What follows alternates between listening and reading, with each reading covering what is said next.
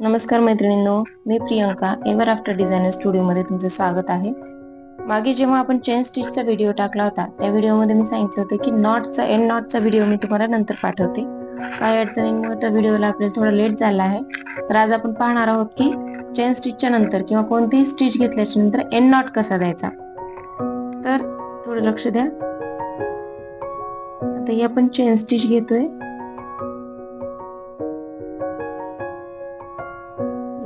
Chain stitch संपल्याच्या नंतर शेवटचा loop असा ओढून घ्यायचा, एक राऊंड द्यायचा आणि आधीच्या लूप मध्ये निडल टाकून हा दोरा निडलच्या पलीकडे ढकलायचा आहे, टोकाच्या पलीकडे, आणि खालून ओढून घ्यायचा आहे. तर ही अशी नॉट बसली. पुन्हा एकदा बघा, वरती घ्यायचा, एक राऊंड घ्यायचा आणि आधीच्या लूप मध्ये निडल अडकवून हा दोरा त्याच्या पलीकडे ढकलायचा आणि खालून ओढून घ्यायचा. अशा प्रकारे ही नॉट व्यवस्थित बसते. तुम्हाला प्रयत्न करा. काही अडचण असल्यास कमेंट मध्ये मेसेज करा. धन्यवाद.